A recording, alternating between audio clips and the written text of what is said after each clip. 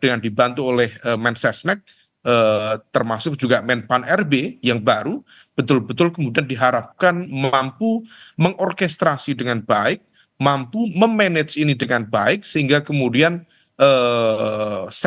proses settlement dalam fase transisi pemerintahan baru bisa segera dilakukan. Nah, oleh karena itu, ini yang kemudian perlu menjadi tantangan ke depan, termasuk juga dalam konteks anggaran.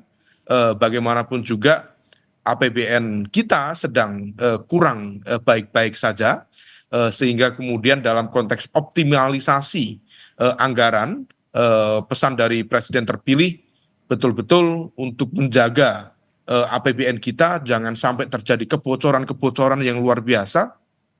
Terlebih lagi memang kondisi fiskal dari negara masih belum begitu optimal. Sebagai info tambahan misalnya Mbak Bella, dari proyeksi penerimaan negara tahun depan misalnya itu diperkirakan sekitar 3.000 triliun, atau misal tahun ini diproyeksikan sekitar 3.005 triliun, dan itu pun 1.350 triliunnya itu akan digunakan untuk membayar utang luar negeri. Jadi bunga utang luar negeri yang jatuh tempo dan angkanya cukup besar. Jadi sekitar 45% dari total penerimaan negara.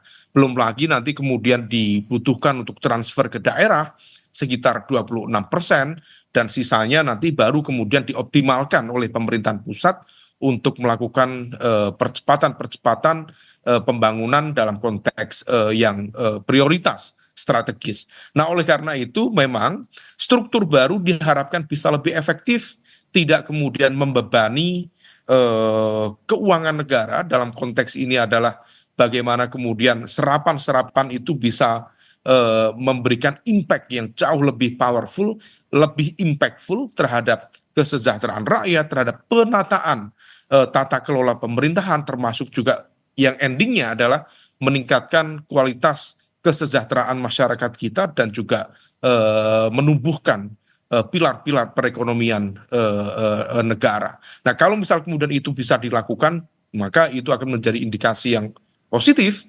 bagaimana negara atau pemerintah bisa berjalan secara optimal. Tetapi kalau misal kemudian kompleksitas ini justru menghadirkan chaotic situation yang semakin kompleks, tentu dibutuhkan proses evaluasi yang lebih cepat dari Presiden sebagai pemegang otoritas sekaligus amanah rakyat untuk mengevaluasi kembali bagaimana menghadirkan pemerintahan yang efektif ke depan. Baik, terima kasih Mas Umam. Kita akan nantikan bersama bagaimana menteri-menteri dan wakil menteri di Kabinet Merah Putih ini semakin bisa bekerja dengan semakin baik, juga diawasi oleh masyarakat dengan sejumlah janji-janji yang juga harus direalisasikan.